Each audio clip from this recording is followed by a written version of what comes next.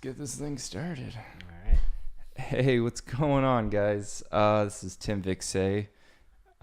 This is my crippled friend, episode number 8.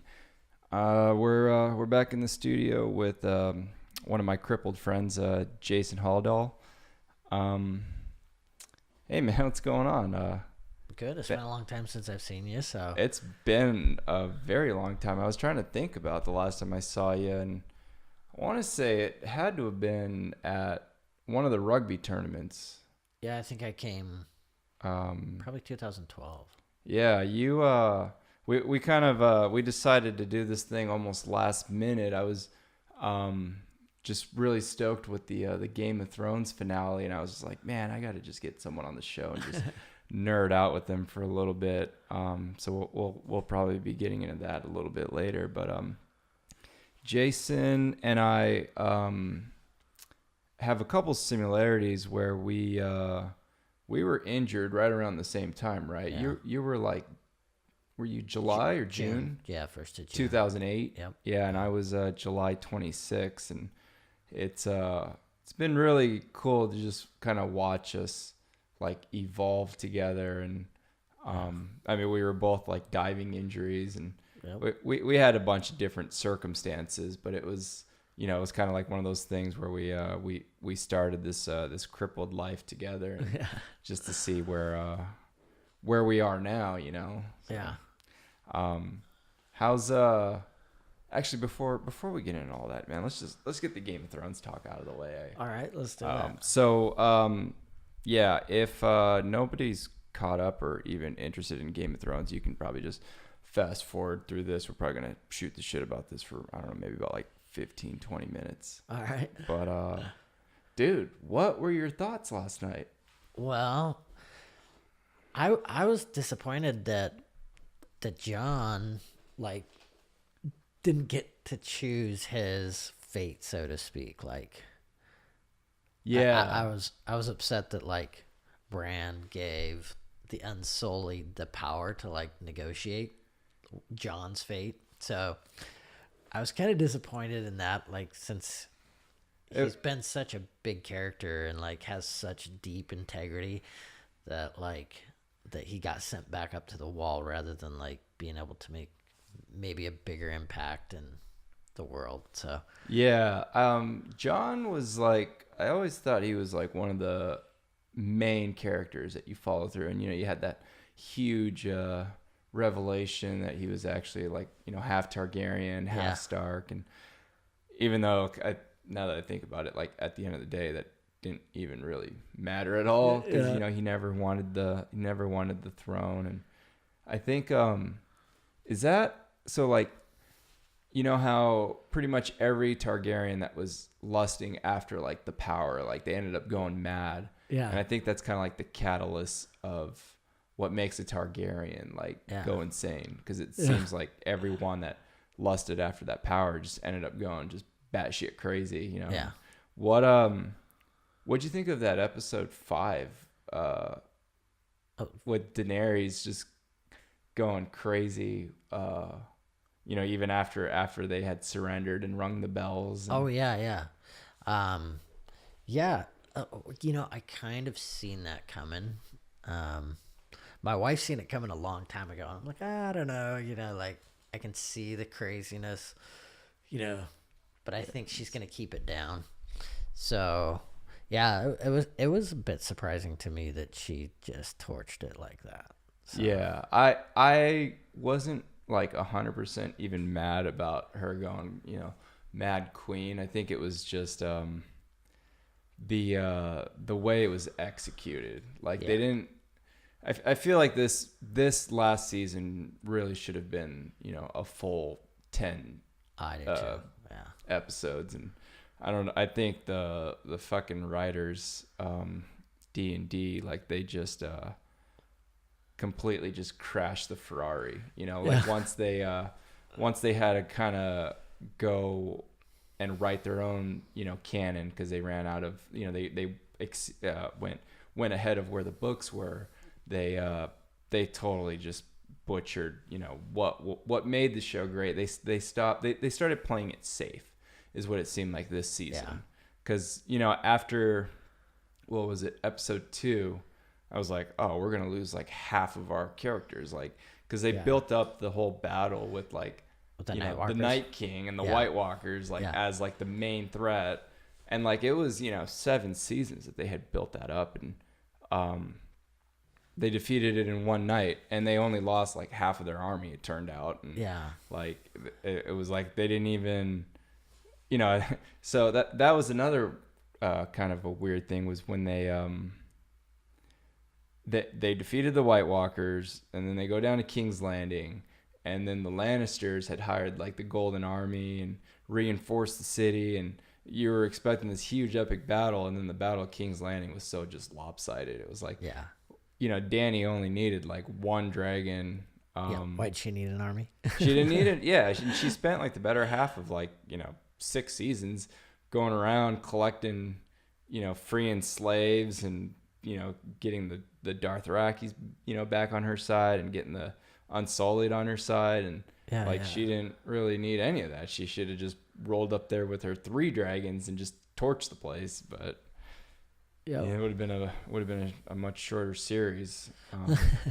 But the I had posted on Twitter and like on Facebook, but Team Crippled ended up winning the Game of Thrones at the end. Yeah, like, totally. Yeah, we got Bran the Broken on the throne, or whatever you want to call it now. So were you satisfied with that ending? Did you see that coming at all? You know, I seen that coming. Not at the throne. You know, I had a strange theory that Tyrion, since he killed his mother when he was born, that he might be Targaryen too. Oh yeah, that was a couple theories on my hope for the final season episode was that that Jon would, you know, that they'd defeat them. I was hoping like Arya would take out Dany. Yeah. And then the Tyrion would actually sit on the throne. Okay. And then Jon could go back and have the North, and Bran could like be like the hand. Be the hand for like both of them, so to speak. So that's what I was kind of hoping for, is that we would like find out that Tyrion, because his mother died during childbirth, was also a Targaryen. So and then maybe him and Sansa get back together, because they kind of had that little moment in the crypt where it was like they were either going to suicide pact themselves. Exactly.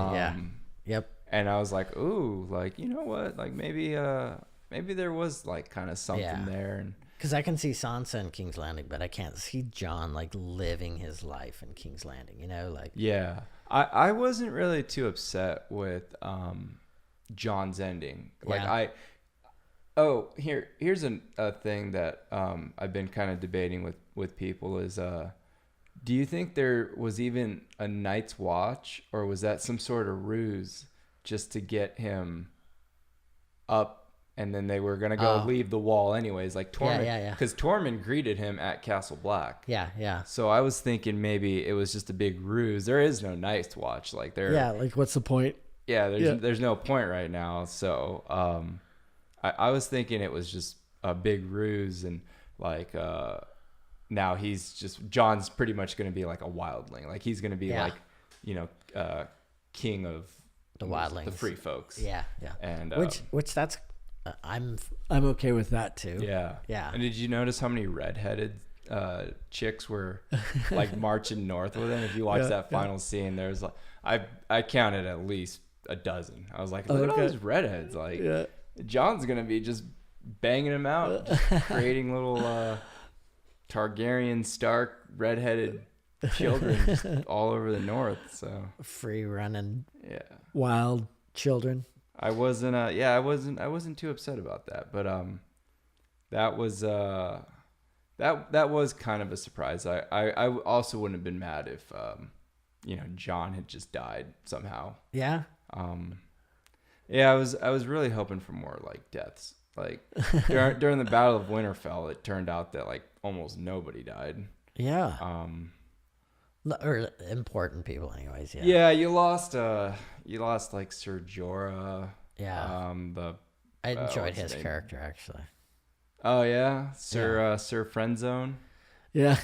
Yeah, he had a pretty good arc, and like you break it down, like each character has like a certain drive that kind of like is their what's the word, like kind of just their embodiment for the show, and his was just like he was completely in love with this girl and would do anything for her. And I mean, the guy got that was it that grayscale, and Yeah. no, he had I thought he had a pretty good ending. Yeah, I think so too. I was kind of hoping Brienne would have died. Oh yeah.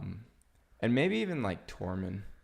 Sure. You like if they would have gone down swinging together. Yeah, because like cool. I mean, it was cool that she ended up hooking up with Jaime Lannister, but he ended up leaving her anyways. Yeah. But then I mean, she got a pretty good ending. She's like head of the King's Guard now, and yeah. I was kind of halfway hoping, when she was writing in that book about updating Jaime's little status. I was kind of hoping that the last sentence would have been that she was pregnant and was gonna have his kid.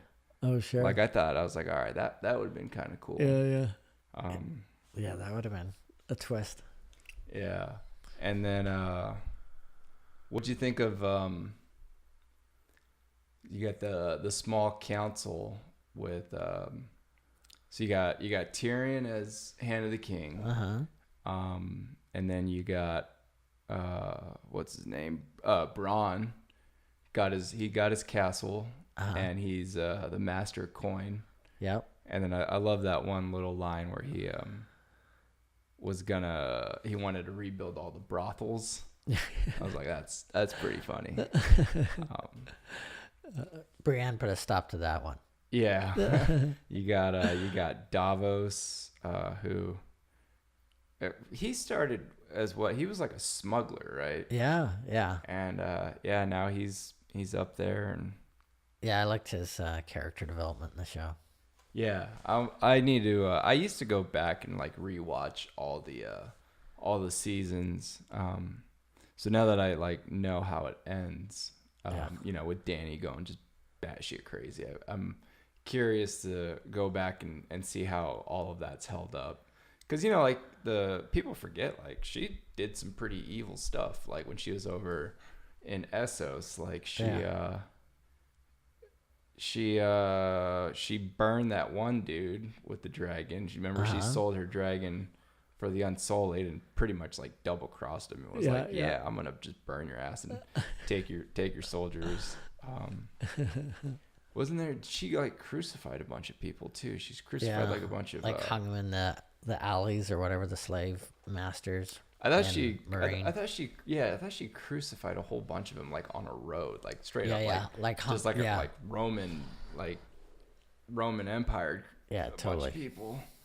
So, I guess the clues were always just kind of there. What'd you think of Arya's little character arc at the end? Yeah, where she's taken off. She's pretty much like became Magellan, and she's just gonna go explore the world. And yeah, I thought that was kind of cool, actually. Yeah. I mean, that could go off on a whole nother like series on itself, But yeah, I liked her. That'd be a spinoff that I would want to see. Yeah, and they I thought of like the perfect name for it. They should call it Where Are You Going? I wanted to, like that spinoff would be cool, and then like a House of Cards type show called like Westeros Wing. Yeah. About just the small council and just them just figuring the shit out, because I'm sure King's Landing right now is just a freaking mess. Oh yeah. Like they're gonna have like a lot of rebuilding to do, and I know. You know what's weird is when the show started, they were talking about how like winter can last decades. 5 years or there was like generations where they didn't even know what the summer was, because the winter would last like 70-80 years. And I could never tell in that last episode what season it was, because it started off with heavy snow, right? Yeah. And then there was some sort of time jump, you know, after Daenerys gets killed, and they arrested Jon Snow, and then, you know, they were able to get pretty much all the big players together to vote or to figure out what they were going to do, and it seemed like it was full-blown summer. Yeah, so it seemed like there was a flirt of winter, and then it didn't happen. Yeah. And then did you see, so everyone knew about like the Starbucks little scandal had happened, but they fucked up again and had left some water bottles.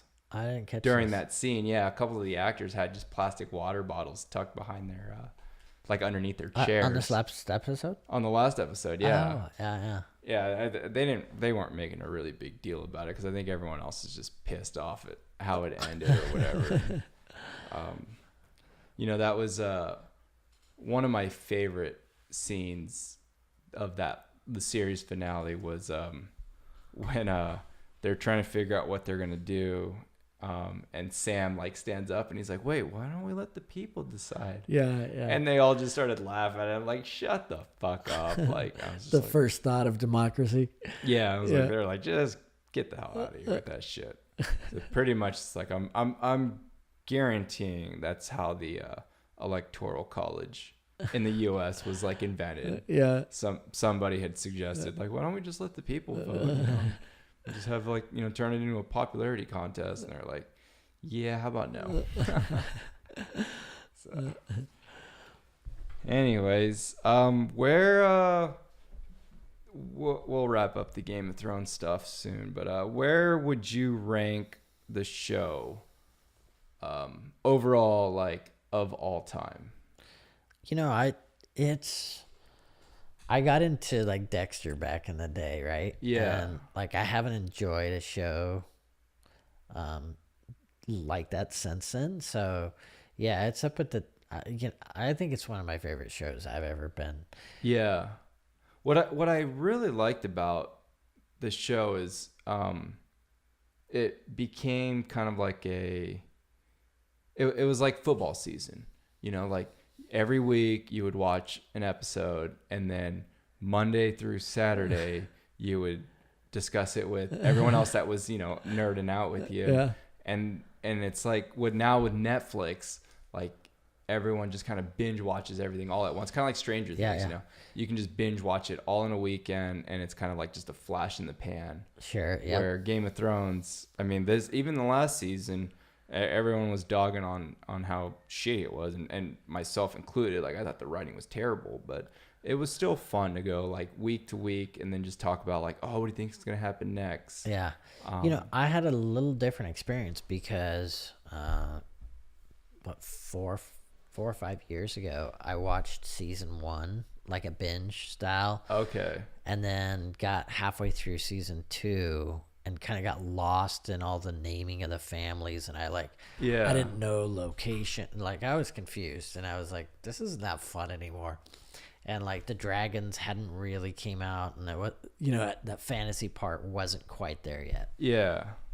And so we just like took a 4-year break, and this last February my wife and I started watching it again, and so we've kind of binged up and caught up to like maybe a month, 6 weeks ago or something. So we did the whole binge thing. Yeah. But one thing that really helped me, like if somebody hasn't watched the show yet, like I really enjoyed the show after I printed out. I got online. I'm like, I don't know who the hell these families are. Like, you know, the Baratheons and the Targaryens and who's who. So like I printed out this like page that like showed like lines who had bred with who and who was dead, and, like some history and stuff. And I was like, oh, now I can like get into the show. I can understand what they're talking about rather than like having to think the whole time.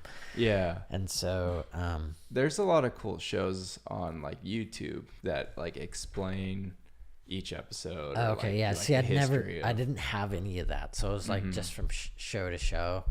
And I was like, I'm confused. So that really helped out, and my enjoyment like skyrocketed. So yeah.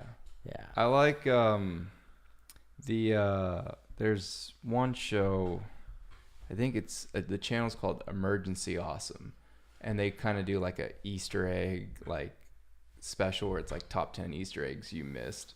Okay. In this episode, and okay. And they're pretty good. They're always out like every Monday with that, and they also do one on Westworld, which is another show. Okay. That I've been getting into. But yeah, I was the only season I didn't watch the first season when it originally aired. Okay. But I bought it pretty much the day it came out, and I think so I watched it all in season 2 days. 1 and then and then I was hooked, it, yeah. and so I've been watching week to week ever since season 2, and it was it kind of coincided with I think it came out in like 2011, and it was one of those things like after your injury, like you're always trying to find ways to like consume your time, and one of my things was just getting more and more into like TV shows, and I was really fortunate that like Netflix started their streaming service right around the time we got injured. Exactly. Yep. Like when you're dealing with like the quad insomnia, and you just start binge watching shows, and I got really into like Friday Night Lights. Breaking Bad. Netflix really changed the game for me with TV, because before, like, I never had any interest in watching a show week to week. I just never really had the time. And well, before my accident, I hadn't watched. I was sitting, I think it was 2006 or something, spring 2006. I was watching American Idol, and I was like looking forward to it. Sat down on the couch, and it was like full of commercials, and I'm like, I'm wasting my life. And so like from that point forward, I like stopped watching TV. So I hadn't watched TV for 2 years up until my accident. Yeah. So, and then the first thing that like kind of grabbed my attention enough to like make me want to sit on the couch and was Dexter. So yeah, I started watching Dexter when it was on Netflix as well, but I gave up. For me too. I want to say I gave up maybe the 3rd or 4th season. Okay. I stopped. Yeah, it becomes a lot of the same. Yeah, it was. Yeah. I don't even remember the last. It was good. Like the first 2 seasons, I mean, they were pretty incredible, and the writing was like really just bold and daring. I think that's where Game of Thrones kind of fell flat. Like, I mean, they should have just butchered the entire cast during the Battle of Winterfell. Like, so I don't know. The writing, like season 7 was kind of like, it was pretty much pointless. Like a lot of the things that happened, like didn't really mean much in the grand scheme of things. Like, they assemble that like big suicide squad, and they go up north and to capture a white, and like that didn't really affect the whole story. And then it ended up giving the Night King a dragon who ends up using it to destroy the wall. And like, wait, what if he didn't have that dragon? Like, would we have been fine? Yeah, exactly. Like, they would have just been able to defend the wall. And but then where would the story went, right? Yeah.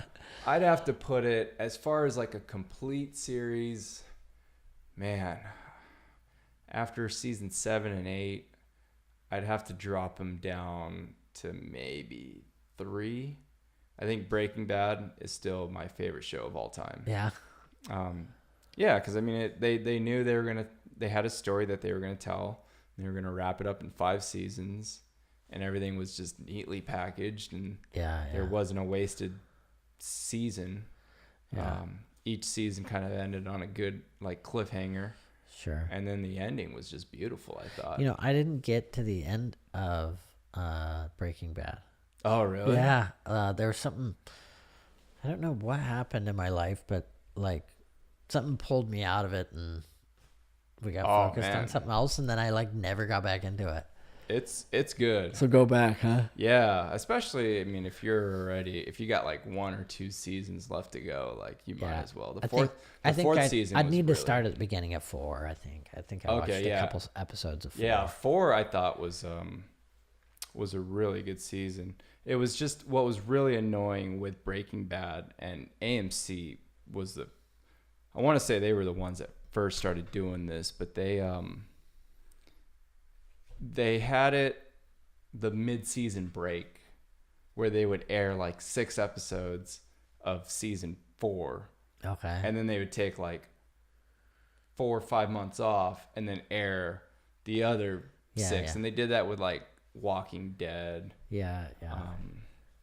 That was really annoying. They did that with the last season, and people had thought, I want to say, I think there was 12 episodes in the last season, and they aired like 6 of them. But the way the 6th episode ended, it was like it could have ended right there, and I think a lot of people thought that was the finale. That was it? Yeah. Yeah, and then it was like a couple months later, they were like, "Wait, there's more?" And no, I think Breaking Bad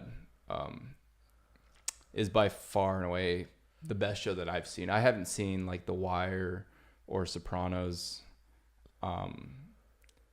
And then number 2 for me, I think, would be Friday Night Lights.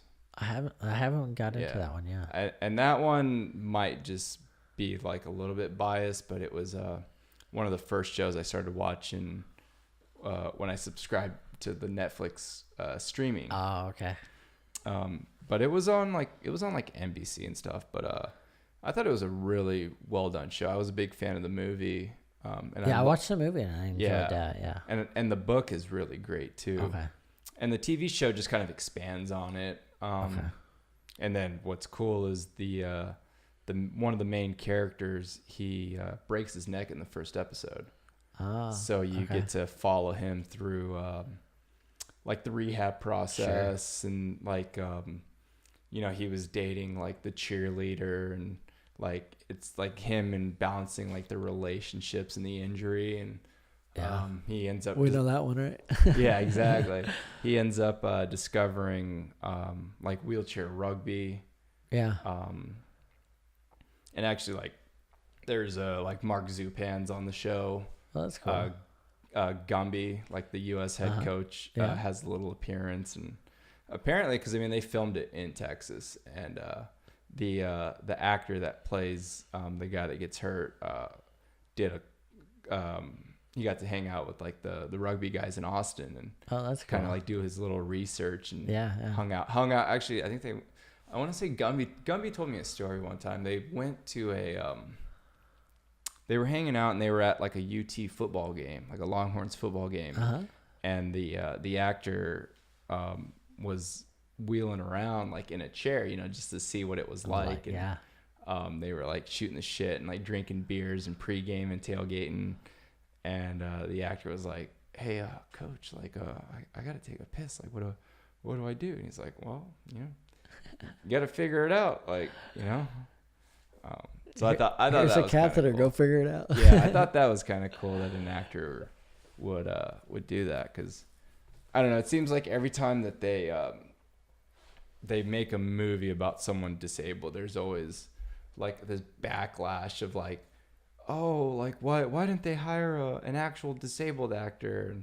And, it's kind of, I don't know, for me it's kind of like a little catch-22, because like I don't know like how many people have ever been like on a movie set or what all that entails, but those are some long hours, and like the challenges. I mean, I could never be a disabled actor, because for asking me to sit on my ass for that long.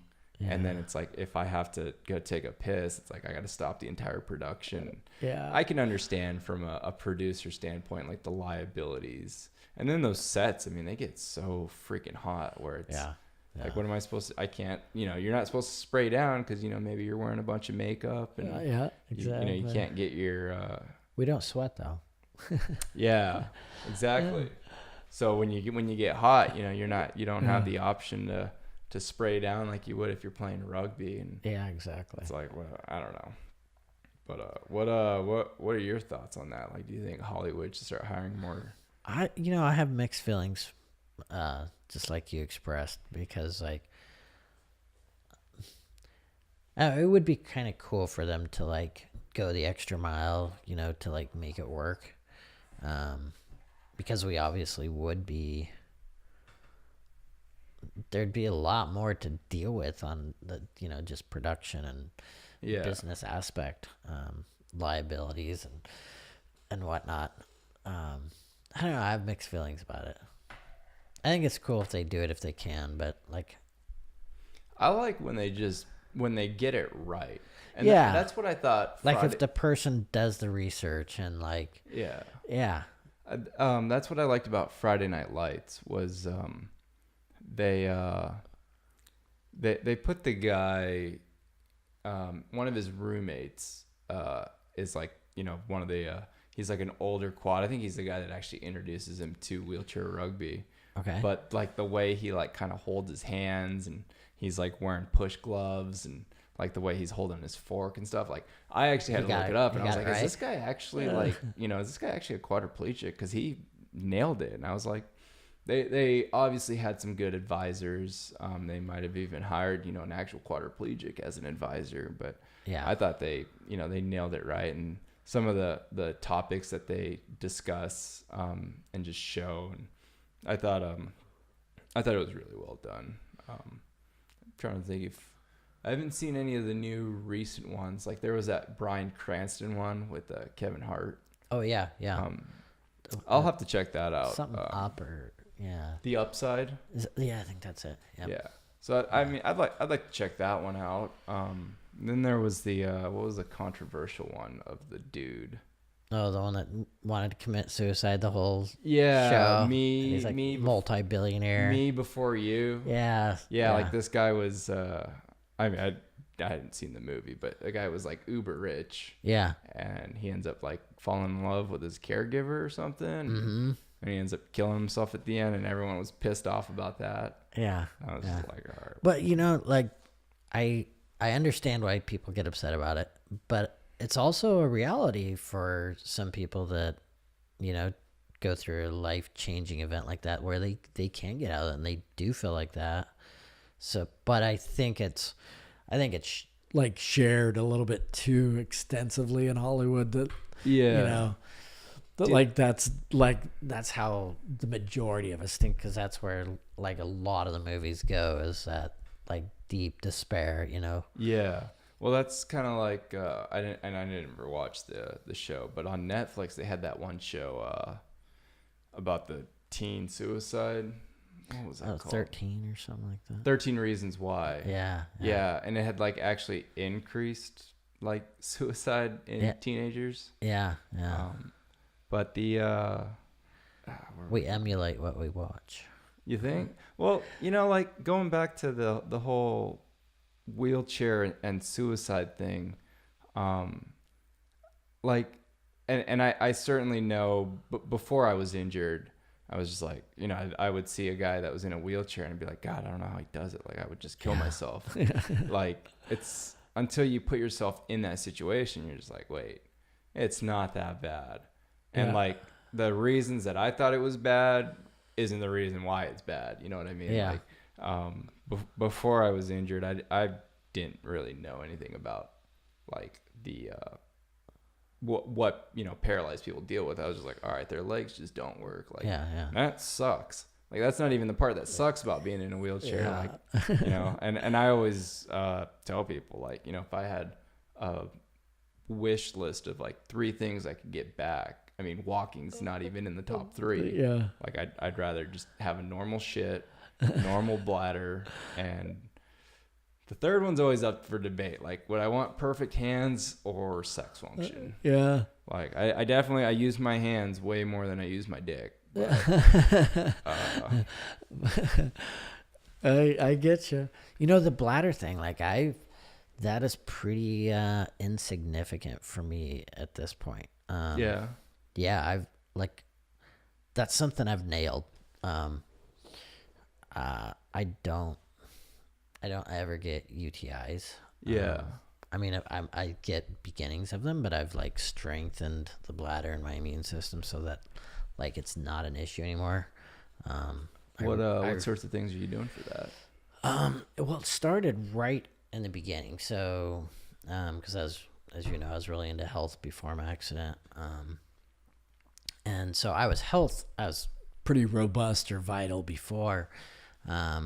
And I didn't, in the hospital, when I was switching from like trauma recovery into rehab, I got a UTI and they wanted to give me antibiotics, and I took like 1 or 2, and I'm like, you know what, screw this, I'm not doing it.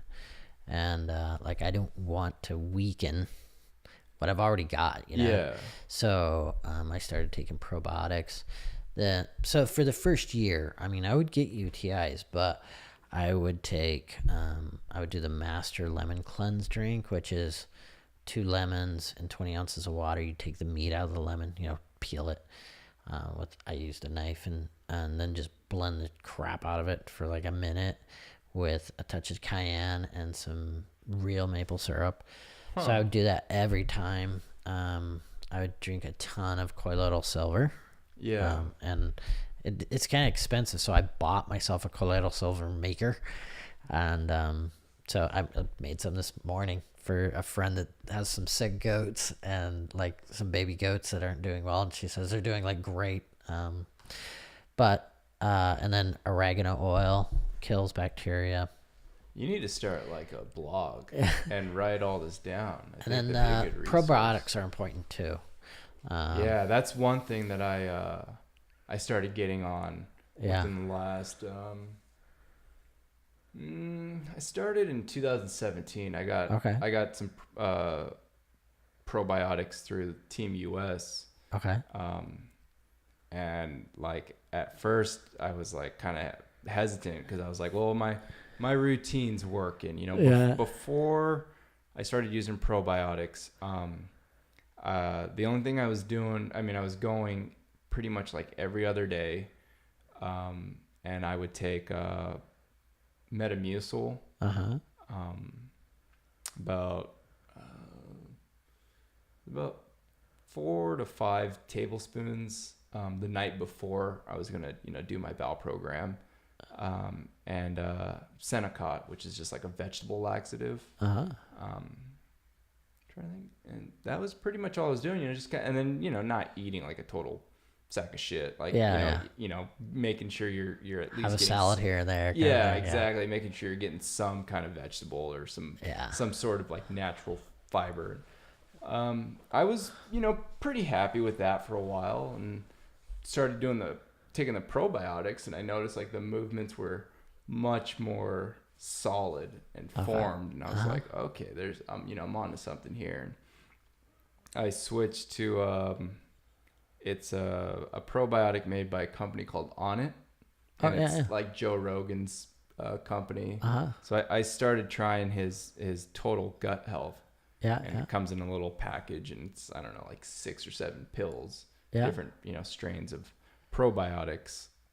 And that, like, I've been going pretty much every day, but now I was able to cut my bowel program time from, you know, 2 hours plus to about, on average, like 90 minutes. Okay. But I've been able to, like, you know, keep the weight off, and been, you know, at a steady like 135 for almost a year now. I've been making some better health decisions, I guess, in the last year or two. I think I've dropped about 15 pounds or something and kept it off. And yeah, you look great. Yeah, so because I almost got up to my pre-injury weight like 2 years ago. Yeah, which was like 185. I was like, I should be weighing that way much without the muscle mass that I had before. The muscle, for sure. So I started making some better decisions. But back to the bladder thing. I reuse catheters. I don't wash them. I know that sounds crazy to some. I use spit as lube, and like I don't do anything even like clean or sanitized. So I know, like, so I've like colonized my bladder, so to speak. So like I'm sure I'm not sterile, but I don't have any problems. And so like cathing for me, it doesn't matter. Like I can be out in the woods and I feel like I gotta go, so I just go off the side of my chair or whatever. Like, so it's not, and I don't have to worry about UTIs or anything. How many uses do you get out of one catheter before you toss them? So I'll use the packaging for like an extension. Yeah, I do the same.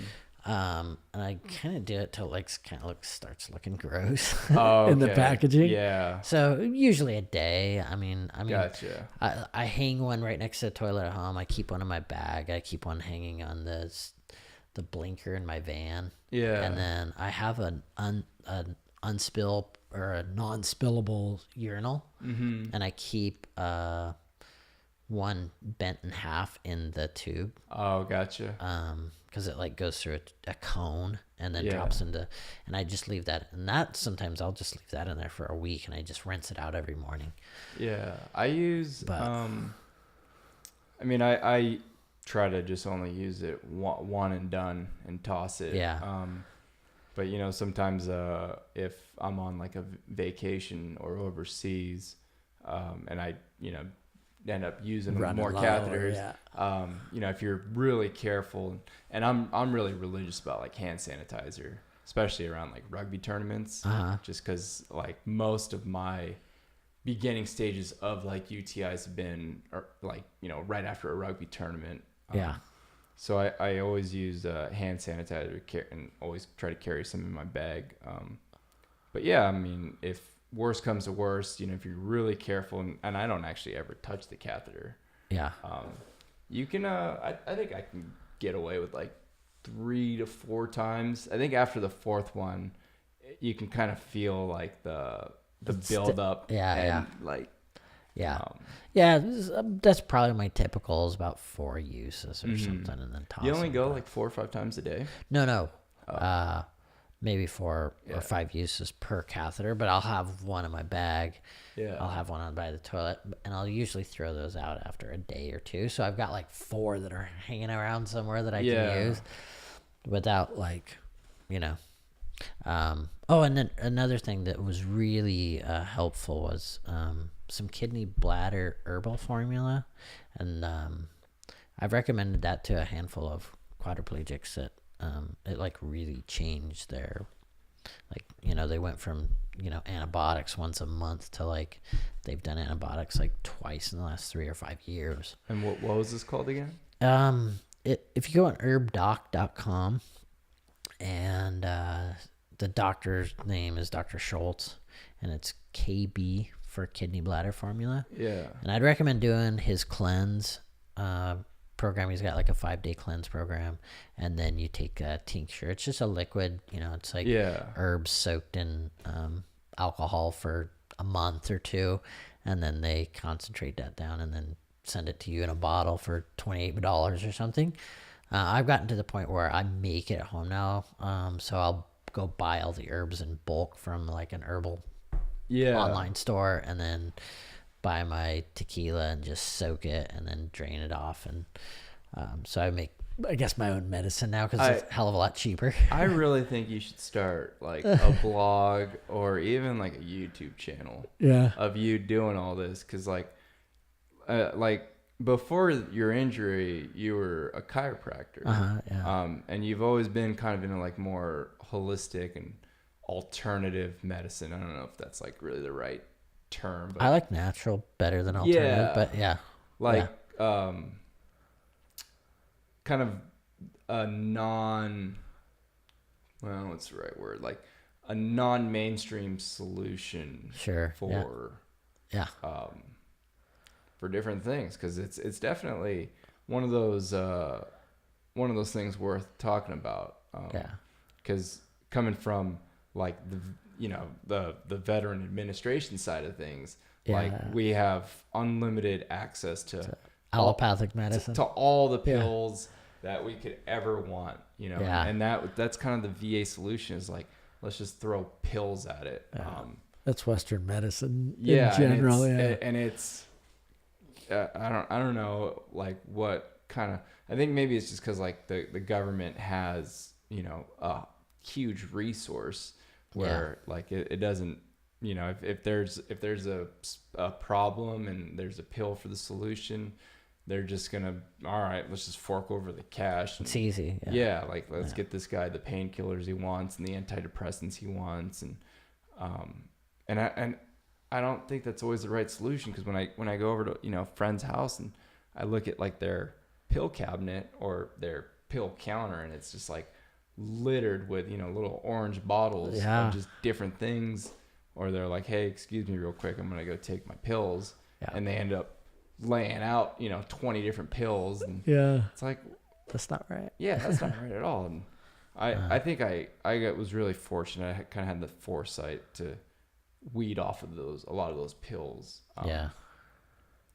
Early on. I mean, the only real prescription pill I'm taking right now is just the oxybutynin, and that's just to help my bladder hold a little bit more. Yeah.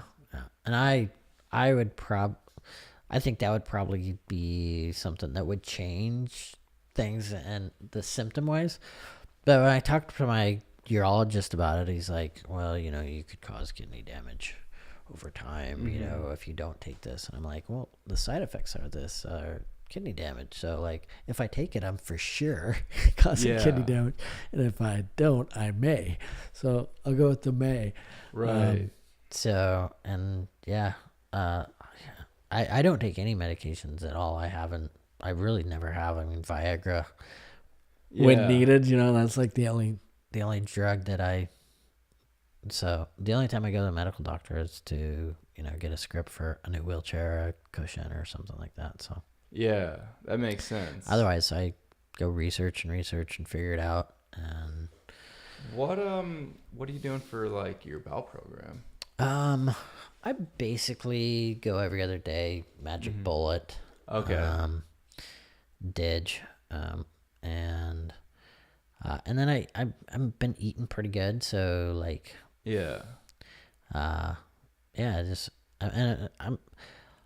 I can pretty much guarantee within an hour and 15 minutes of starting, I can be dressed in an hour and 15 minutes after I start. Yeah. So it takes me a little time, but, if I push it 45 minutes, but I feel safer with an hour. Yeah. So, and that's cool that you can still do it like every other day. Yeah. I've just, I've been a lot more comfortable going every day, and it just feels better because you're not, because I mean, like even before the injury, dude, I was like a 2-a-dayer. Yeah, I'd go once in the morning and sometime in the afternoon, like right after lunch, I'd go again. It freaks me out with the everyday is sometimes I won't get results. So then I'm like, well, do I try again tomorrow? Like, am I going to go later today when I didn't plan it? Like, so if I go every other day, it's like on my schedule, and like, the volume will be, 3 or 4, sessions worth. The reason I wanted to bring this up was, and I don't know if you're a part of any of the Facebook SCI groups. I'm on a few of them, yeah. But there's one that I've been a little bit more active on lately. But one of the big discussions right now is like colostomy bags. Yeah. And I had never realized how many people look at a colostomy bag as like kind of a first solution to their bowel problem. That freaks me out. And I was like just trying to have this, kind of like a peaceful debate, but at a point where it's like, it's like, wait, are you even listening to like the discussion, or are you just defending that like you had this operation done and like you're just now you're defending it? Because I mean, for me, especially early on, I was trying to figure out, before I was able to do my own bowel program and everything, I had brought it up with my doctor, and I was telling him like, hey man, like, is there something I can be doing? Because it's taking me like 2-3 hours to do this every other day. He's like, well, we could just get you a colostomy bag. I was like, wait, why would you just go is there right something to else that? first? Yeah, like yeah, because the colon has some function, like it's like, because I think it kind of bypasses the colon pretty much. I'm not familiar with. Yeah, I'll admit specifics, I haven't done much research into it. But I think they basically, because your colon starts, it's big horseshoe, comes across from the right side up and across and then down to your left. And that's why they say they kind of cut it off at the right side right at the beginning. So you're like missing a lot of that, vitamin absorption and reabsorbing the water and that type of stuff with that. So I don't know. Yeah. I'm not comfortable with it for myself. I mean, I do hate the bowel programs. It's a hitch in like traveling and whatnot.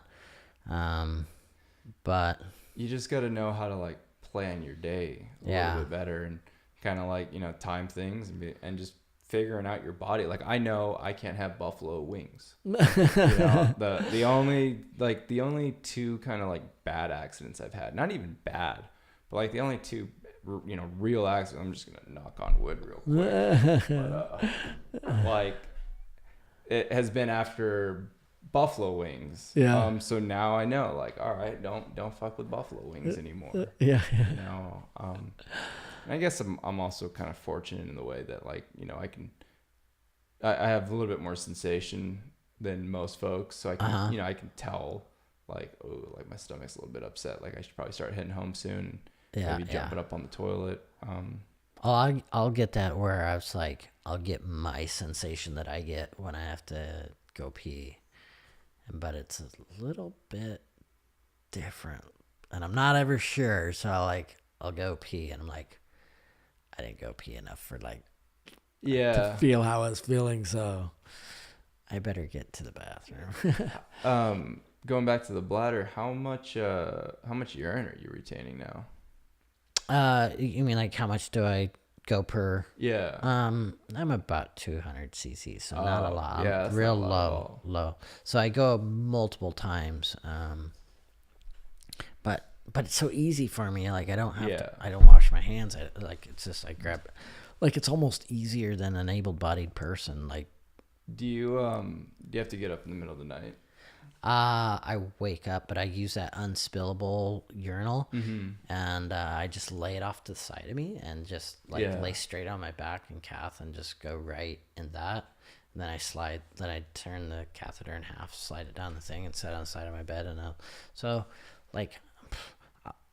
This morning I fell asleep with it all in my hand, just like holding it, and then I wake up, half hour later, and everything's cool. I just finish and right. So it's like, I go like probably 2 to 4 times a night. Yeah, but I'm the same way. But I don't get and then I'll just do a turn at that time too. So it's kind of like exactly. That's what I do. Yeah. So I'm usually about 2-3 times a night, maybe about, because when you first lay down, you get that kind of initial. Yeah. So it's usually like after I lay down, I'll try to stay up for before a you go to sleep. Yeah. Yeah. So there'd be like about an hour in, I'll drain out maybe 300 to 400. Yeah. And then go to bed. Wake up probably about 4 hours later, piss out another 200 to 300. Sure. And then that's when I'll turn, because I always sleep on my right side for some reason. I'm more comfortable on my right side, even though they say for your bowel program you should be sleeping on your left side. Yeah, I switch back and forth. But. And then I my most comfortable position is just sleeping on my stomach. Yeah. I'm one of those guys that I'm able to. I used to before my accident, but after it's like I just can't. Yeah. Quite. I can't fall asleep like. I don't know if it's. It's good for your hip flexors, though. Oh, it's I mean, just completely straightening out like all your joints, and then just letting the muscles kind of like elongate and. Yeah, exactly. And then you got almost zero pressure. Yeah. I always hang my feet off the end of the bed about 6 or 8 inches. Oh, off the foot of the bed? Mm-hmm. Yeah. Did I say the head? But yeah, off the foot of the bed. Yep. Yeah. So yeah, hanging my feet off so that I can spin a lot easier. Yeah. So my feet aren't getting in the way of the. Yeah. Acting like a kickstand or whatever. Do you get pretty bad spasms, or no? I do. I got HO right after my accident. I was going to get into that a little bit later. And that really amped it up. It seems like if I go down like into the flex position, like lay on my lap a lot, it'll be like a month where I'll have more spasm. Yeah. I haven't completely figured out, because sometimes I do it's pretty manageable, and then other times it's pretty intense, and I haven't seriously figured out what's causing it besides possibly that HO. Like when I go forward, it irritates from all the extra bone growth in my hips. And remind me again, what does HO stand for? It's like heterotrophic ossification. Yeah. So, it's extra ossifications, bone growth. So it's extra bone growth. So, basically, it's the muscle turning into bone, because it doesn't know what it's supposed to be. Yeah, and you're still dealing with that, right? Like well, I had surgery on the left side. I have it in both sides. I had surgery on the left because that was the worst, so I couldn't get my foot up on my knee to put my shoes on or anything. Yeah, I remember. And then you even had trouble like leaning forward and putting your chest on your lap. Yeah. And so it did help with that. However, the first 2 years after I got the surgery, I regretted getting the surgery. My hip would like come out of socket, and like you could visibly see that my left thigh was higher than my right. Yeah. And this is kind of what got me out of rugby. And I would have to like get up on it and shove it back in the ball joint. Yeah. And you could hear it like, and I would get dysreflexic and just start, sweat just dripping off my chin. Yeah, because I'm sure if for you like had 6 months I'm sure after. If you had full sensation, that'd be, pretty painful process to get your bone grinded on. Because do your hips ever pop at all now? Sometimes like when you move around. When I lean forward, sometimes I'll catch, and then it'll let loose, and I'll like fall forward, like the bone was like holding, like catching, and then it'll like slip, and I'll just like fall forward. Yeah. Because I can pop my hips or adjust my hips. I know you hate the word pop as a chiro, but yeah, I can adjust my hips and get a pretty good crack in there.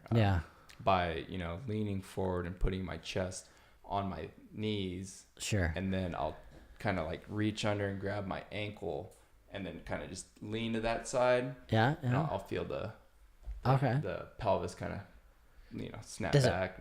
It feels like it's a good thing. It feels amazing. Yeah, it's like popping a knuckle, like popping your knuckles, sure. Or popping your wrist, or even like popping your neck. Like, it's it feels amazing. It makes a really loud, scary sound. Yeah. But then afterwards, I feel like my legs have more range of motion. Okay. And they definitely feel a lot more smooth. Loose. Yeah. Less resistance. Yeah. Yeah. Yeah. That's also another thing, a topic that had come up on the SCI group that I'm on. One guy had asked, is it still safe for people with paralysis to go to the chiro? Oh yeah. I get adjusted like a year after you, so for you and I think for myself at least, I have basically C6, C7, and T1 all fused together. Yeah, I'm 4, 5, and 6. So that segment becomes one segment, and that unit of movement actually can be adjusted or moved by a chiropractor, like right where you were injured. So before my accident, I had a guy come in that had a C2 fracture. It didn't paralyze him, didn't damage his spinal cord, but and he'd had a lot of shoulder problems and a lot of headaches and stuff, and I adjusted him right on a segment that was fractured 5 years earlier, and he got a lot of relief out of the shoulders, the headaches and stuff. So totally. Yeah. I remember coming up to your office a couple of times and getting adjusted by was it Ryan? Yeah, he and initially when he's doing the neck, you're a little bit worried at first, but it's a huge relief. And then this was in like 2013. I had a pretty bad fall playing rugby, and kind of injured my shoulder, and went to a chiropractor in West Lynn, and he was able to adjust the shoulder, and then that's when I got introduced to like Graston. And that's actually why I seeked him out, was I was looking to do like Graston. All right. And I've been getting a lot of really good results. Good. With like the Graston and then even like cupping. Yeah. I don't get adjusted enough still, but I'll feel a lot of relief, like just kind of like the resistance in my body just kind of like diminishes or decreases or whatever, you know, like, and my muscle spasms in my legs and everything will be less, you know, for the day that I got adjusted, at least in the legs. But are you getting massages regularly, or? I don't. No? I wish. Not even Joelle, like no neck rubs or anything? She will on occasion, but she doesn't really like doing it. Oh, yeah? Yeah. Well, you got to give to receive. So. However, my youngest daughter wants to be a massage therapist. So. Oh, there you go. So, you're like, hey, if you ever want to practice. Yeah, when she plans on starting school and she's 18. She's 16 and a half now. So. Yeah. Let's actually, let's get into that, because you're, I'm trying to think, you're one of the first guests that, well, I mean, I guess I had Kara on last week, and she's got 2 daughters, but you're kind of the most family man that I've had on the show. Yeah. And that's one thing that kind of always gets overlooked, like at least in my community, because a lot of my friends are all just single. Batching it. Yeah, and they're just out there playing the field, and but you were married and had 4 kids before your injury. And then after the injury, what was like that what was that adjustment like, to have to, you know, manage a marriage and be a father to 4 kids? Yeah. Well, there's a lot there. I guess managing a family would start with managing the relationship with your spouse, because a family doesn't stay together if you can't manage the relationship with a spouse. So I'd done a lot of work, I think, before my accident, in the genre of self-improvement stuff. So that gave me some tools to like understand my feelings, her feelings, like how to more objectively think and look at them rather than just responding or reacting, you know, out of hurts and like depression and sadness, and you know, so I could look at those kind of separate. And I don't know, I'd say we turned into a shit show, you know, a few years after. The one thing we could do together that we'd always done was that we'd always enjoyed was going out drinking with friends, and that began to get destructive. And so 2 years after my accident, like, we were fighting a lot. And I mean, we've always had kind of an up and down relationship. She got pregnant like right when we first started dating, and like we weren't like meant for each other, so to speak, you know. It's like we didn't fall in love and then have kids and then get married, or get married and then have kids. It was like we were having fun hanging out, had kids, then got married, then learned to love each other. So it was tough, you know, like with my accident, and as somebody, like, I think a lot of us fail, that the injured party fails to look at the spouse, like we have to do this every day. Like, we don't have a choice. We either like die or do this, right? Yeah. They have a choice. They have to choose it every day, you know? Like, not maybe consciously, but like they have to, like, they don't have to choose it, right? Yeah, they have an out. Like, yeah. So for sometimes it can be harder on them because they can leave. They don't have to do this, where we do. And so like there's a bit of acceptance in like, this is what it is for you now. So I think that's like an added thing that like the spouse or the partner doesn't get appreciated for. Yeah. So anyways, so we quit drinking, and that gave us a lot of things to talk about. Like, you know, I don't know. I was really open and sharing feelings with the family. The first 6 months after my accident, I don't think a day went by where like I didn't cry. And then all of a sudden one day I didn't, and then another day I didn't, and then, you know, and so we always let the kids cry. I would talk to my kids. I'd cry with my kids. I'd hold them, and same with my wife. I mean, we spent so much time, you know, in bed, just like holding each other and sharing feelings. And yeah, well, that's important to like let those feelings out. Because I think with me, I mean, I was in a relationship when I was injured, and it was, you know, a lot of people were telling me like, this isn't gonna work, like, you know, you guys, and you know, I didn't want to believe him, and I was like, you know, whatever, we're gonna beat the odds and all that, and I was pretty stupid, just because it was also like a young relationship, you know. I was like, I mean, we'd been dating since I was like 18 or 19, or I think it was like 19 when we first started dating.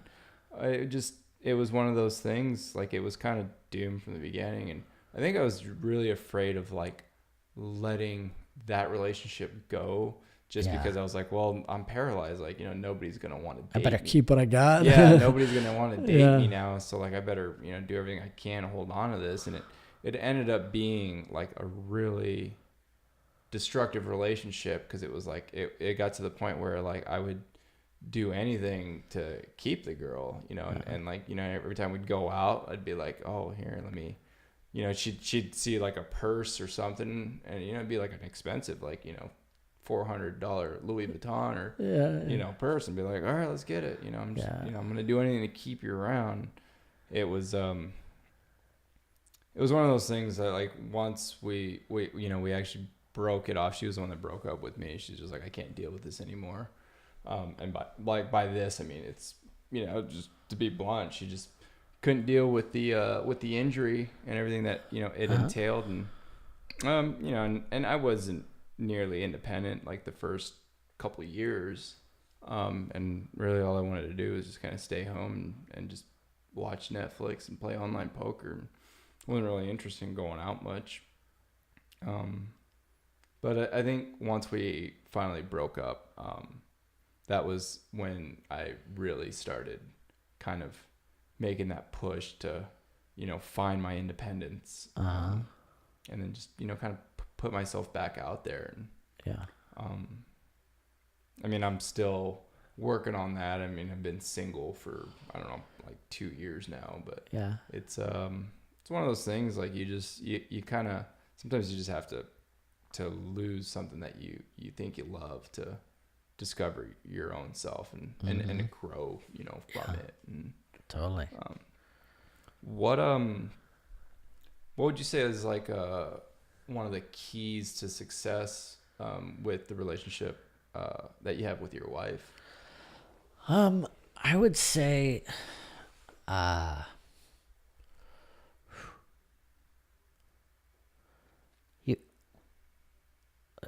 speaking as a man, being the injured party, like, I think it's really important that we keep that like healthy masculine energy about us. Yeah.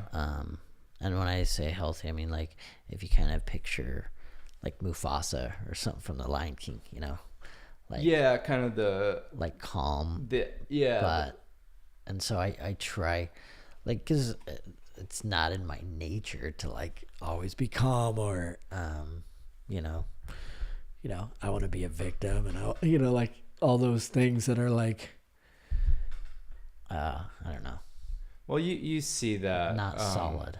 I see that quite a bit, like with some of the relationships that I've been exposed to, where it's like the guy plays and okay, like here's the example I'm going to use is even like a able-bodied guy, like when they get sick, they always overplay exactly like, and they love playing kind of that victim role, and they love being like the patient. And I feel like some of the relationships that I've been around, like a lot of the guys will like play that victim role where it's like they like getting taken care of and being like attention, the needy one. Where I don't know, I've always been the opposite. Like I've always kind of like appreciated my independence, and I don't know, I guess I've always kind of been just like a lone wolf kind of dude, where I don't, if I don't have anyone, I'm happy, and if there's someone there, like I don't, I'm one of those guys that like I really need a lot of space. Yeah. And I'm not. I grew up in a family of 4, and we're all pretty close, and so like I can tend to like not need the space that my wife needs. So like I have to be careful about, like pulling away. Like that was one of the reasons like this podcast was like that we're doing here. Like you mentioned it to me. Like I didn't get to it till like late this morning, and I was like, yeah, I think she needs some like time. So like, so I was like, I'll just push myself to like get out of here, and then. Because when I leave and like go do, like, I don't know, just leave the house and be that man, the wolf that goes and explores or something, and come back, like her energy is like so much different. Like appreciative of like our situation, like our relationship. Well, I don't think humans were designed to be around each other all the time. You know what I mean? Like I feel like we'd be busy trying to survive, I feel like if that were the case, like there would just be a lot of just built up resentment. It's like every now and then it's like sometimes you just gotta leave, and then you're like you get to reflect and be like, oh, I really miss the way she whistles while she does the dishes, exactly. Or just those little things, and you go back to it and you're like, all right, but it's like if you're around someone like 7 days a week, 24 hours a day, it's just like, oh my god, I at least for me, I would go freaking insane. We're around each other a lot because she works just part-time, a day or two a weekend basically at a wedding venue, and so we have a lot of opportunity to be like around each other 24/7. So I do okay with that for some reason. She doesn't. She was a single mom situation, so she like needs her alone time. But just like I don't know. I always go back to like how are we meant to be happy, like in a primal sense, like without technology, without like how would we be? And I try to make the energies and life like a little bit more like that. So men tend to like, especially in with us with being injured and not being able to do the things that we want to as men, like physically, just embodying that, like, I don't know, the healthy masculine,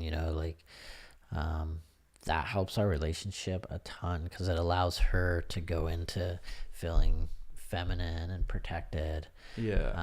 men feel shame a lot. So like I read a book where I was able to acknowledge that, and a lot of our fighting was she was feeling abandoned because I physically couldn't do, you know, some of the things that like she needs, and you know, I mean, simple things,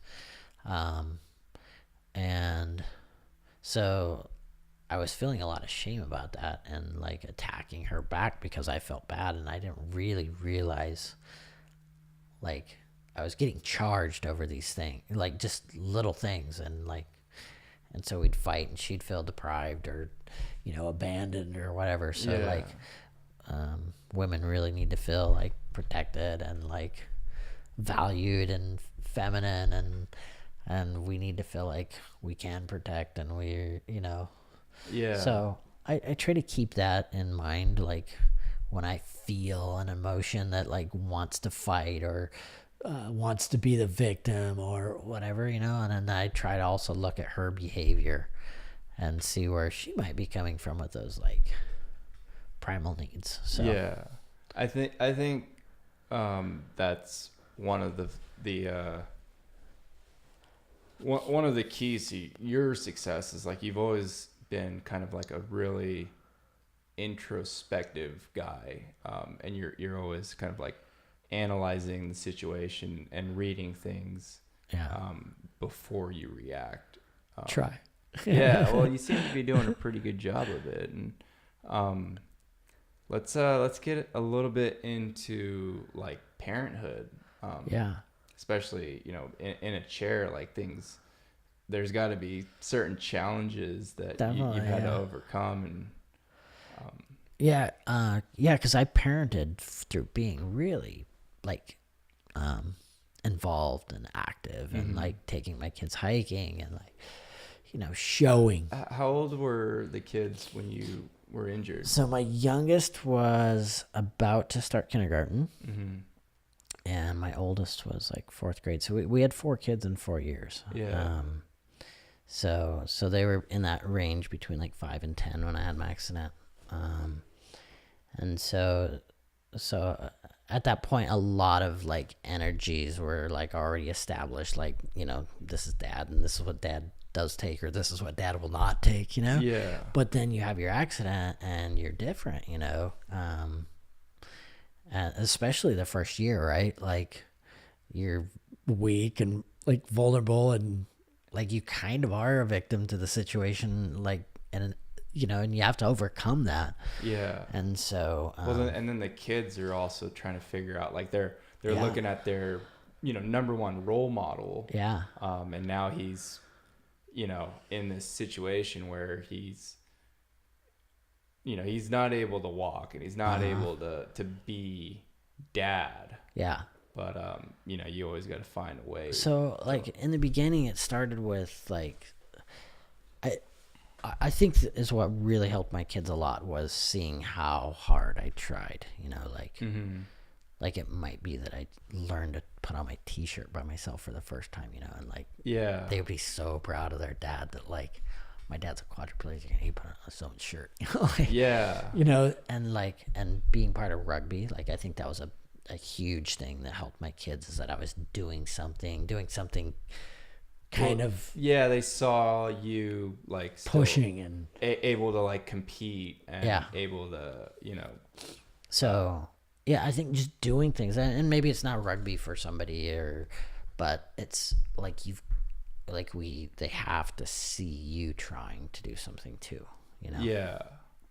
No, I totally get that. It's and there become that respect. So, but they challenged it, you know, like, you know, my oldest daughter just brought this up last night. We were all having family dinner, and they started talking about old times, and my oldest had watched my youngest getting into a parenting situation with me, and she decided she was just going to run upstairs, you know, get away from dad because he's in a wheelchair. Yeah. And my daughter was saying, oh shit, this isn't gonna go well for her.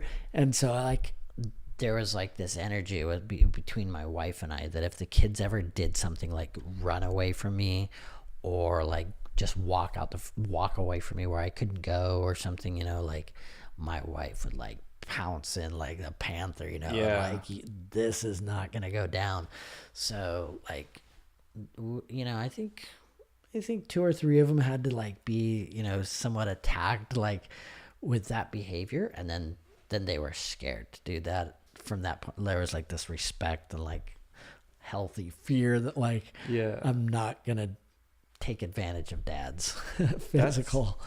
One thing that I've noticed from, you know, mostly around the rugby guys is because, you know, because like Ed's got 2 boys and Max has a whole litter of kids, and then you is, you know, I watch the different parenting techniques, and like I noticed that you guys all have a really good way of like expressing yourselves vocally, and like you rely, like when you have to like discipline a kid, it's not going to be like, you know, in a physical sense, but it's like, you know, you're going to sit and talk to the kid like eye to eye, and like, you know, father to son, and like explain to them the situation. And I feel like quadriplegic parents, or even, you know, SCI parents, like the successful ones at least are the ones that are kind of like the more patient, more understanding, and they're able to get their point across more vocally. Yeah. You know what I mean? Like, Yeah. There's definitely a component in that for sure, that like you have to develop.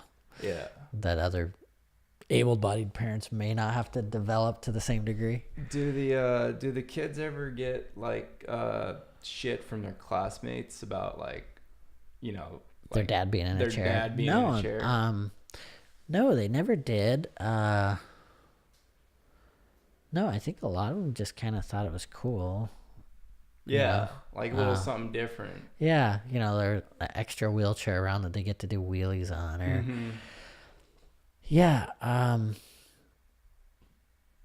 I've heard of kids like having that problem, like within like the spinal cord injury groups or whatever. But no, my kids that I know of haven't really had to deal with that. However, I have, like, my kids are like good looking and athletic. And do you ever feel like they're embarrassed about it, or? I don't know. I've never gotten that vibe. No, I think they'll feel, I think sometimes they feel gypped in a sense that like they know their dad would have been the dad that, you know, would have took them out kite windsurfing if they desired or something, you know, and like taught them to snow ski and like been out on it with them, you know. Yeah. And I think they feel like, gypped's the wrong word, but like just sad that their dad didn't get that experience with them, and they didn't get that experience with their dad of you know, running down the beach and throwing a football back and forth for a mile, or, you know, right. But I'm sure there's other ways that like you can make up for that, and you still are able to pass down a world of knowledge that you have. So that's one of the gifts, because I was setting up life where we were going to do great financially, and then all of a sudden, you know, my accident happened, and I, you know, physically am not able to do things, and then like financially not able to do what our path was going to be, you know. So you know, finances are tight in a sense. We've been able to, like, I've made good decisions, so we've been able to live a stable life, but not like luxurious in a sense. So that's always like the crippling thing about you know, getting crippled. You know, and I was very fortunate where I got hurt, you know, as you know, when I was active duty. But for, you know, regular folks, I mean, I understand the struggle. Like it's not cheap being, you know, a quadriplegic. There's medical, and it's not lucrative either. So it's expensive, and the income decreases. It's a lot of times. So like my kids, if they've like, all my kids have worked since they were 10, making their own money.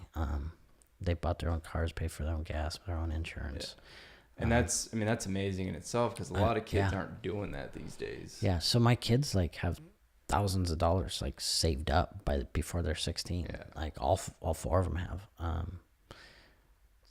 And I kind of had a conservative money mindset before my accident, but like afterwards it's like, hey, if you want it, you gotta buck up and do it. And they all have. I mean, they've screwed up too, but for the most part, like, well, that's a great like life lesson right there. Yeah. It's like when they learn the value of $1 and earning, something. I mean, yeah, like when I knew when I turned 16, I wanted to buy my own car. I didn't want my parents. I never wanted to be a financial burden on my parents, which is, why I bought my own first car. And, when the opportunity for college came, like I was like, I'm not going to put my parents through all this debt. And that's why I wanted to join the military and get, GI Bill and pay for my own way and kind of do my own thing. I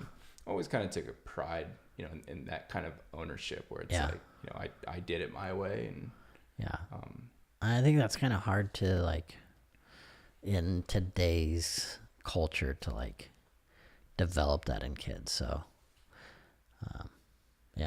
Well, yeah, it's just when you look at the challenges that they have to face, they're exposed to. Yeah. They're pretty much exposed to the entire world. Like, I grew up in the internet. in their pocket. Yeah, the internet was still kind of like in its infancy. Yeah.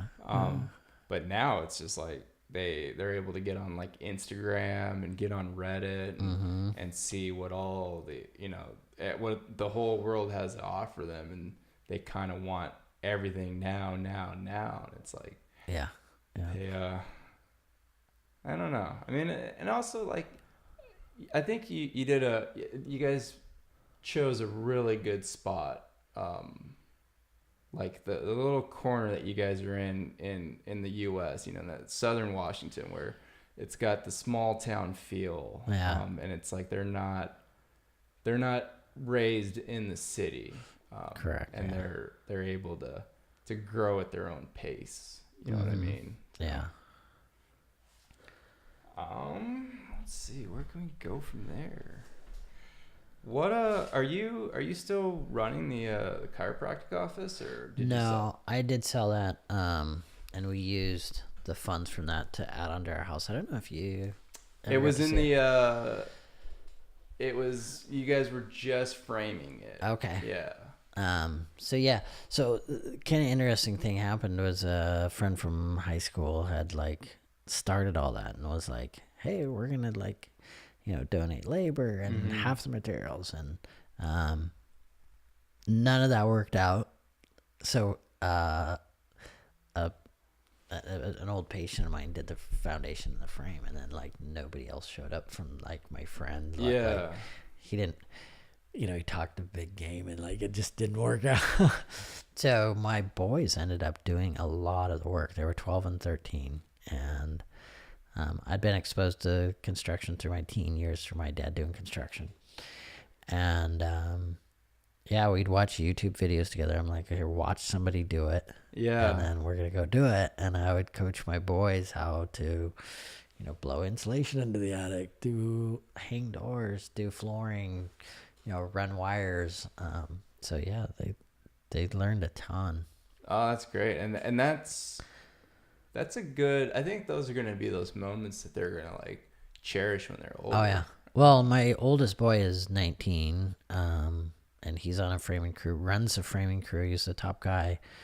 Just got hired with a new company, and he's kind of the lead guy over a guy that's 35 and a couple guys that are in their mid 20s because, he's got it. He knows his stuff. Yeah. No, but he's been doing it since he's 13. So like, yeah, he makes Valentine's gifts for his mom, like pretty intricate, like woodworking stuff. And he uses a circular saw, like a framing saw, to do like these like intricate cuts and build a, birdhouse or whatever. So like, he's good. Yeah. That's one, woodworking is something that I never got into, like, I never took wood shop like in middle school or high school. I was always like more on the mechanic side of things. Yeah. So I was always, you know, wrenching on cars and stuff. Okay. But there's quite a few woodworkers out there, like quadriplegic woodworkers. There's one guy down in Jacksonville who Oregon?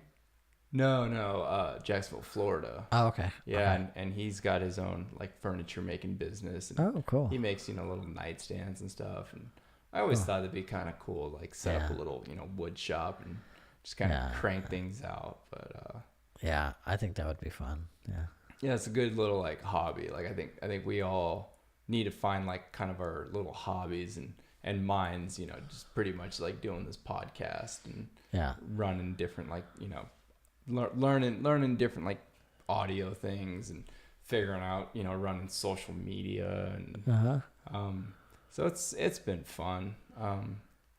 You know, because before the injury, I was a big car guy. Always loved, you know, working on cars and fixing cars and sure. In a wheelchair, it's just damn near impossible. Like I know there's guys that, like, you know, change their own oil and stuff, but it's with my hands and just there's no point in doing it. Yeah. So now I'm just one of those guys that just I love to just drive it till it breaks and then just pay someone or find, you know, give someone a 6-pack of beer and be like, hey, come over and help me fix this. Yeah.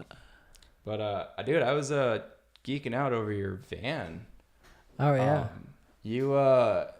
You had done some work to it and put a bed in the back. What is it? Is it a E150? Yeah, it's E150 with right. New front end suspension and then back an add leaf to like hold the extra weight of the ramp and stuff. Yeah, and I was kind of checking out like the living quarters. You got like a little small bed in the back. And yeah.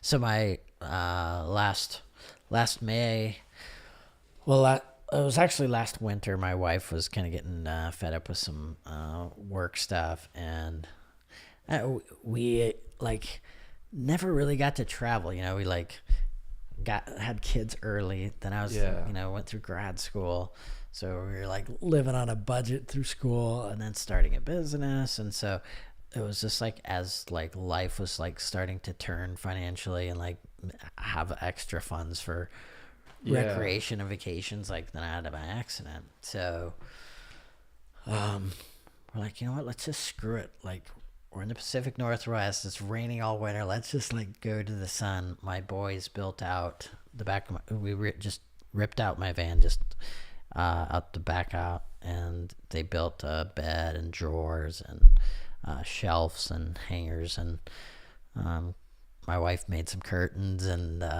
we took off for 25 days. That's so awesome. You guys just went down south and just like snowbird it. Yeah, we did. Went down the 101 and checked out, you know, the redwoods. And you took the 101 all the way down? All the way down to LA. Yeah, that's such a great drive. Yeah, so we went over at Newport, Oregon, and went all the way down to Newport, California. Yeah. Near LA. And then headed to Palm Springs and hung out there. Went to Joshua Tree. The van broke down at Joshua Tree Federal Park, you know, and nothing major, right? It was just a linkage thing for the transmission. Okay. So, I mean, it was an adventure for like because it was on a Friday night. So for like 3 days, my wife had to like crawl under the van after I had it in gear running and like shove on the transmission to get it in gear. And you know, you've seen her, she's 100 pounds, and she'd like cry every time that we get it in drive, and she'd pop out of there and we'd take off and go do it. Hop back in. Yeah, so we got it fixed at a transmission shop down there. It was cheap. It was pretty insignificant, but it was an adventure. But yeah, we spent some time just like doing kind of like the van life, pulling off the side of a road. Well, that's the whole part of like the adventures, when you get the kind of the mishaps, and then you got to figure out like how to you got to figure out how to solve this problem. And exactly. It helps build the relationship. And, so a few times it tore it down as well. Yeah. Well, I think that's like a normal part of life, right? It's like, So, but yeah, you know, like, I don't know, like how I said, you know, I think it's like not living like medically, so to speak, you know, like how a lot of us that have issues like so like, I don't know, it's just like because I've like self-empowered my, you know, thoughts on like health and like not needing stuff, like was what allowed us to like go live for 25 days in like a van, you know, like that's so, I mean, I hope you guys keep going on adventures like that. So I had a free will, and then you know, I have the track chairs that you've seen, but I didn't take that on the trip because we thought it might be a little too cumbersome to like tow a trailer through LA and San Francisco. Oh yeah, for sure. So we're like, I think if we did it again, we would take it though, because Joelle had to go out onto a handful of beaches to like, you know, like, we're here, you gotta go check it out. So like, I'm sitting in the van or on the sidewalk, and she's like going and checking a few things out, and it was really painful for her, like emotionally, to like not have her man, you know, like it was really lonely and for her, like at a few points. So I think, we would take the track chair next time so that we can go sit at those spots together, you know, through the sand or whatever. So. Do your folks still, are they still the distributor for Action Track Chair? Yeah, my dad distributes for Washington and Oregon, and then my in-laws make them in Minnesota. So, yeah. Your in-laws are the ones that actually make them? Yeah, my sister married into the family. Oh, okay. Yeah. How did they? How'd that develop? Yeah. So, so my sister's husband's brother got paralyzed when he was around 16 or something, and the family sold like snowmobiles and four-wheelers, boats, motorcycles, stuff like that. That was like the family business. And so, and the dad, the owner of the company now, he also had some engineering training and was like kind of rolling through his mind over a decade of like how he can get his son back out hunting, fishing, stuff like that. Yeah. And so he just kind of used the technology that he knew of, you know, and used old snowmobile tracks for the first tracks. Oh, right. From like back in the 70s or something, and you know, made the track chairs. I got like, I think the fourth one that came off the line or something, because I'm in the family, and they had paraplegics on them, but they wanted somebody that was a quadriplegic to be on it. To get some feedback. And so I don't know if you've seen them, but they have a handle. Oh, I have one. I have one in the you know, the handle on the left side with the up and down button for the reclining. The tilt, yeah. That's my input on the chair, because it was like, you know, a para with some trunk, and like they hit a bump and they don't fall for it, because you only have stability on the right side without that. And so I was like falling forward and you know, turning right. The on the tilt switch is the game changer for that chair. Yeah. To be able, because you know, when you're going up a hill, you want to be able to tilt forward. But then you know, once you get to the top and you're going to crest that hill, you know, to be able to hold onto that post and then also recline. Yep. So that was my input, and I think it makes the chair a lot more stable and enjoyable, you know, like so I got one through the Independence Fund a couple of years ago, and I haven't taken it to the beach yet, but I took it out to Eastern Oregon to do some hunting. And it was just a beast, man. It was awesome to be able to, you know, to pack everything out. My only gripe with it is like how slow it is. I wish it had a couple more miles per hour, just because it's annoying, especially on the new ones. They are. Oh, are they? They bumped it just a little bit, but they've added suspension too. So they figured out how to add suspension. Yeah. And so now it can go a little faster. But it's my gripe too. I want to haul ass.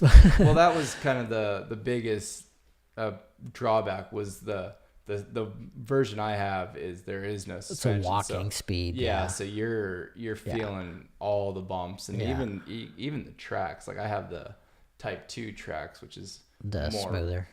No. Sorry, I have the other one. Oh, okay. The one for more aggressive. Yeah, it's more aggressive, but you feel all the chatter. little bumps and no, the suspension one. I was just walking Kara because Kara is gonna get one. She was the guest I had on last week. She's gonna get a chair, and I was on their website, and I was like, oh wow, they got the suspension one. Like that's a great idea. You know? Mine's waiting to be picked up. I've rode one once, and we lined up a bunch of 2x4s and on concrete, and then drove over them, and it was just like, right. It was pretty cool because on the old ones it's like, you'd just be because when I remember when I first got mine, I was running all over sorts of just boulders and boards and just figuring out exactly what the limits of this machine was. Yeah. So no, I take it out on the Columbia River. I mean, during hot weather, I'm out there 3 days a week, like on the Columbia River, paddling through the sand, and I just bring a sprayer with me and just keep spraying my body down when it's hot out, and so. Now, for the listeners out there that are like interested in getting one, because I know there's a bunch of organizations that'll get them for like veterans and stuff. Are there any resources to help like civilians get a chair? I know occasionally somebody with money will like see the chairs and be like, I want to buy 10 and I want you to decide who they go for. So occasionally an opportunity like that pops up. And the other thing is fundraising. People get pretty excited about getting behind, getting a track chair for somebody that's in a wheelchair. So like, I think fundraising's like kind of fun for people that, so I think it's pretty doable for like doing a, fundraising type of deal. Right. But I don't get involved in that end. But I do know that like a lot of the fundraising things are fairly successful, but I helped my buddy. He's a rugby player from North Carolina, and he was, asking about getting the funding chair, and I was like, man, like it sucks, but like GoFundMe's a great way to do it. And it always sucks, asking people for money and going out there and like, asking for a handout. But you'd be really surprised how like generous people would be.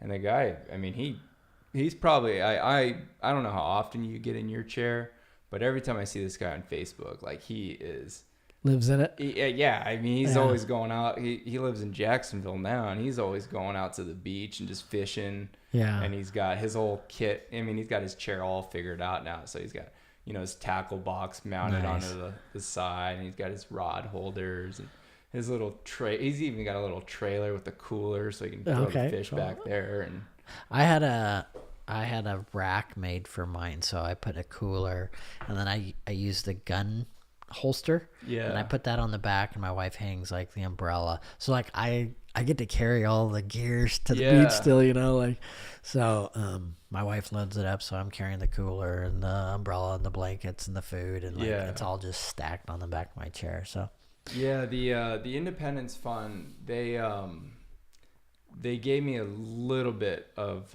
extra money for like accessories and stuff. Oh, cool. And one of my friends had suggested to get the attendant controller. Oh, okay. And that way, I'm able to drive it up on the trailer independently. Sure. But as far as like accessories, I need to find a fabricator and start making some things for it. Because I got a couple different ideas, like, like primarily I'm using my chair for hunting, so I want to make a gun mount that I can shoot off of, and they have you seen the one that they have? And I've used it, and actually I really like it because I'm able to, when I was out in Illinois, we have a track chair at the Oscar Mike compound, and we took it out to the range, and Yeah, I was able to engage because the shooting range we have is it's about like maybe 30, 40 yards, and then it's got a bunch of steel targets. And I was able to engage Nice. all the targets like pretty rapidly, like double tap the steel gongs and just kind of walk it over to the side. But yeah, there's a couple issues that I had with it. We're talking about the pintle one that swings around. Yeah. And you can like kind of universal, like you can put it anywhere. Like Yeah. That one's. I mean, it's a good design. The one that I used for my hunt it was pretty much a post that came and it just stuck into one of the receivers over by your thigh. And I had liked that. But I think there's got to be something better out there that we can do. But something in between like a tripod mount with a clamp that holds your rifle. It's all. I mean, I need to get out. Downrange more before I really start figuring out. But the big thing I want to do is build that rack in the back. And I saw that Action Track Chair's new rack design is kind of cool. Yeah, they make a rack for so you can put a gas powered little generator. Yeah, like 1,000 watt Honda generator or whatever on it. Have you ever used a generator with your chair? And turn it into pretty much a gas powered. I did. I went to Soak, which is like a Burning Man. It's Oregon's regional Burning Man festival. Soak? Yeah, it's out near like the Dalles Hood River area. Okay. And there was a really big hill that sucked the juice, so like, and there's no power out there. I mean, there's no services at all. Yeah. I mean, it's just, Burning Man style, like out on a ranch kind of in Oregon. And so I had the generator for that. And I would just, if I was going to be heading up a hill or whatever, I'd have, somebody pull a cord and turn it on. And yeah, it worked pretty well. Yeah. I've always, I'm looking at either getting a generator or maybe some solar panels.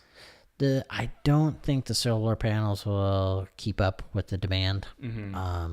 Because we had some solar panels there, and they were bought at Harbor Freight, so they were the cheap ass solar panels. But it wasn't touching the charging that I needed, like on my brakes.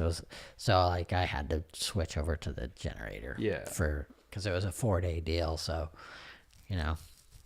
That sounds amazing. Because one of the coolest photos, and I'll have to contact my buddy, but he actually went out to Burning Man, and he's got the NT model, the track chair, the narrow track, and he's got it's a photo of him in the track chair, but he's towing his everyday chair, and he's got the freewheel on his everyday chair.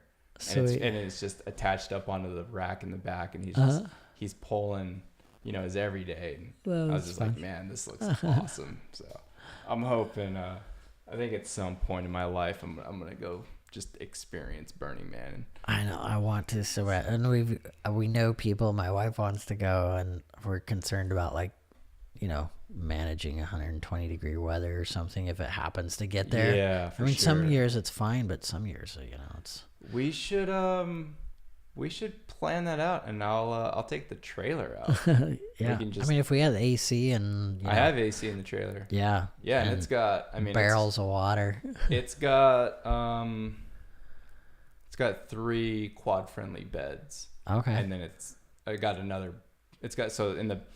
we can go check it out after this. Sounds if you want. good. But it's got in the back. It's got queen bunk beds that drop down. Okay. And the bottom bunk is good transferable height. Okay. Then it's got a futon that can fold into a queen size. And it's a little bit uncomfortable, but if you throw like an air mattress on it, then you're good to go. And then towards the front, it's got like a master bedroom. Okay. And that's got a queen bed in it as well. And then it's got a roll-in shower, and the only inaccessible thing is the toilet flush is a foot pedal. Oh. I have to put a stick on it. I was trying to figure out like ways to do that. I'm thinking my solution is going to be to drill a hole in the pedal and then tie some paracord to it and then run it down to the floor with an eye bolt and then end up running it up through the wall. And then that way now I have kind of just like a pole handle to flush. What the hell that static sound is. But yeah, we can we should go check that out. But let's see. Well, we're at like an hour and 50. Suppose we can wrap this thing up unless there's something else that you wanted to cover that we didn't. No, I pretty much got over most of it. Yeah, I'm good. The track chair will what I'll do is I'll put a link to their website in the description because I think it's one of those devices that has just opened up a lot of doors as far as accessing the beach and getting out. It makes my summers a lot more fun. Yeah, getting off of the pavement and like into nature again, and then even just to be able to, because you also have a freewheel, right?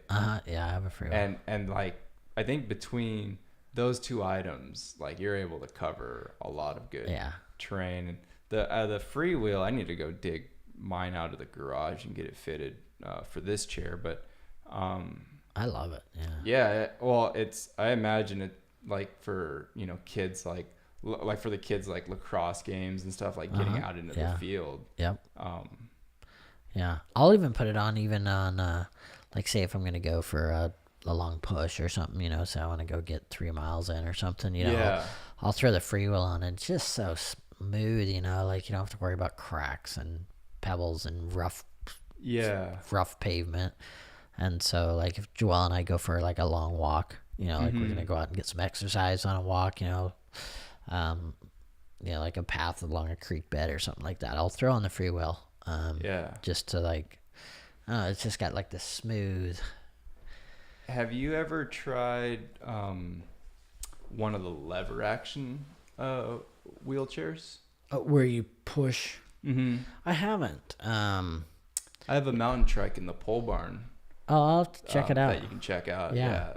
Those seem like they'd be great, like camping, getting over roots and stuff like that. Yeah. It does have, like, so the one I have is called the mountain trike. Okay. Yeah, I'd like to see it. And it's definitely opened up a lot of like doors as far as like hiking and getting on the trails. There are some limitations. But then there's the biggest one I guess is just it's kind of expensive. But there's another chair made by, it's called Freedom. Grit chairs, and a lot of my friends are using those to do like Spartan races and stuff. And it's more of a minimalistic design. It's got a single wheel, almost like a freewheel out front, right? It's got like big knobby tires in the back, and then it's got like an arm, an arm that comes out, and it's got a big hard, I think it's a hard wheel. Up front. Yeah, which I don't know. I feel like they should have used like a pneumatic wheel, kind of like the free wheel is. Because I leave the pressure pretty low on the free wheel up the one up front, and so if I hit, roots or a big rock or something, it kind of just absorbs the energy rather than throwing me around. And you just do it with those tires, right? Yeah, these are the Schwabes. I think they're like an inch and 3/8 wide. They're I don't know how I found them, but the 1 inchers, like I go in the gravel so much, and like I don't know. So like these are kind of like a happy medium. Like you kind of get They're a little heavier to push, around the house and, through the store. Yeah. But I don't notice it anymore, and I just figure, hey, it's building my muscles. and then they're just wide enough that they're nicer on gravel, because the 1-inchers just really cut the gravel, The knobby tires, I noticed, makes a pretty good difference. They're heavier to push, but I mean, I have them on my box chair, and to go through like grass and even just to get up like, small little curbs and stuff. I noticed the knobbies make a pretty substantial difference. Yeah. I think it's the width of the tire more than like the knobby, just to keep you up on top. Yeah, for sure. Yeah. So. All right. Man, that was fun. Thanks for coming down and doing this like last minute. Had a great time talking with you. Yeah, it was good. All right, we're gonna wrap this up.